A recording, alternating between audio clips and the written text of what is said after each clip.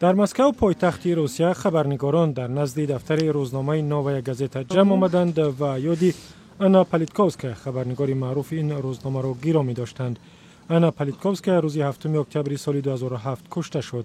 جمع آمدگان با خود گل‌های کاغذی ساخته شده از روزنامه ها را آوردند. عین مراسم در شهرهای دیگری روسیه برگزار شد. آنا پالیتکوفسکا عمدتاً درباره نقض حقوق انسان در چچنستان و فساد در روسیه می‌نوشت.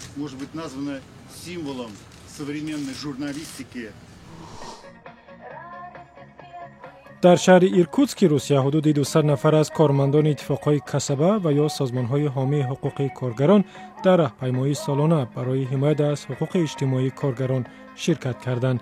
در این تظاهرات نمایندگان سازمانهای کارگری ساحه تندرستی، معارف و صنعت ماشینسازی و جنگل پروری حضور داشتند. تظاهرگران طلب کردند که معاش حداقل در روسیه بالا برده شود و مزد کار مردم با نظرداشت افزایش انفلاسیون و یا تورم تغییر یابد. در غرب عراق در شهر هیت که جنگجویان سازمان دولت اسلامی روز 2 اکتبر آن را اشغال کردند، مراسم دفن قربانیان حمله‌های هوایی نیروهای عراق برگزار شد. با گفته طبیبان بیمارستان‌های شهر روز 6 اکتبر 5 عضو یک خانواده را دفن کردند و قول طبیبان در نتیجه حمله‌های هوایی نیروهای عراق 15 نفر کشته شدند.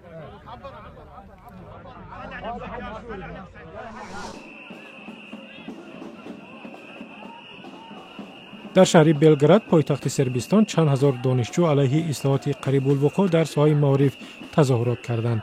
دانشجویان در نزد وزارت معارف سربستان جمع آمده و چند کوچه مرکزی بلگراد را بستند. بعد از این اصلاحات هر دانشجویی که سری وقت امتحان سپردن نمیتواند جریمه میسپارد. مرکز حامی حقوق بشر در شهر تفلیس گرجستان حکومت را به نقض حقوق شهروندان خارجی متهم کرد. با گفته نمایندگان سازمان، حکومت گرجستان به 10 نفر از شهروندان کشورهای آسیایی حق اقامت نداده است و قرار است آنها را از کشور اخراج کنند. مرکز حامی حقوق بشر میگوید همه داوطلبان اقامت در گرجستان باید از نظر خدمات امنیتی گذرند که این خلاف قانون است.